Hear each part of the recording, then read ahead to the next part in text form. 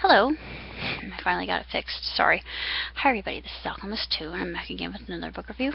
I recently read Len Frankel's Will We Survive Climate Change?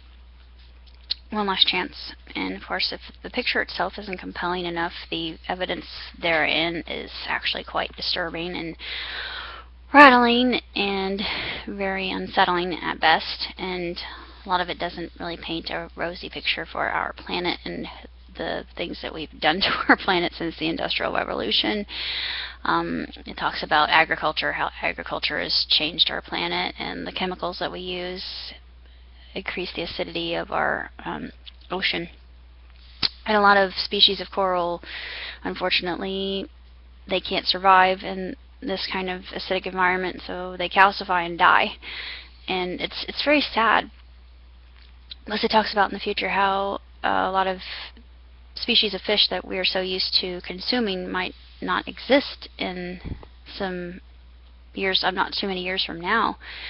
And like I said, the implications are staggering, and it was just something that was very chilling to me. And of course, I've always known something was wrong ever since I was 10, because I thought last summer wasn't this hot, and I noticed that the summer that I was out camping, I said, you know, it's really hot. Of course, other people just, kind of wave that off, and I thought I was going crazy, but I wasn't.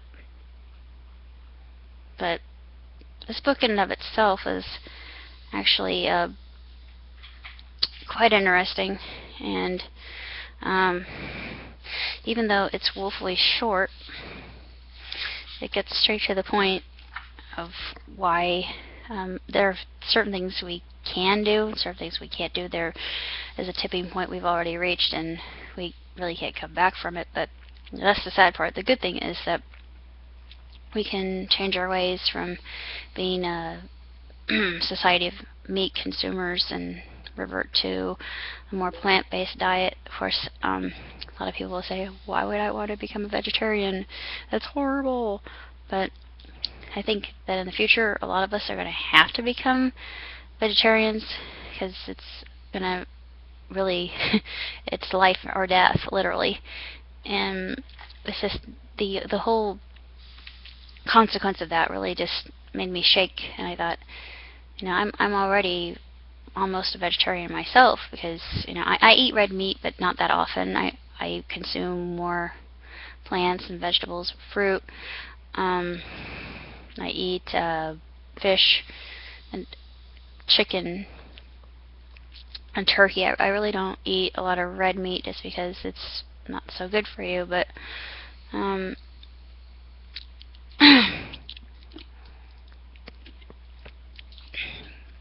still think that this book is really quite extremely well written, and even though it's very short, it gets to the meat in the coconut, and he doesn't mince words. He gets straight to the point, and of course he's well documented at the very end. He has a whole list of his sources from the internet, and of course in the beginning he has this notice that says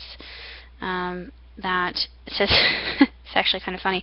Because of the dynamic nature of the internet, any web addresses or links contained in the book may have changed since publication and may no longer be valid.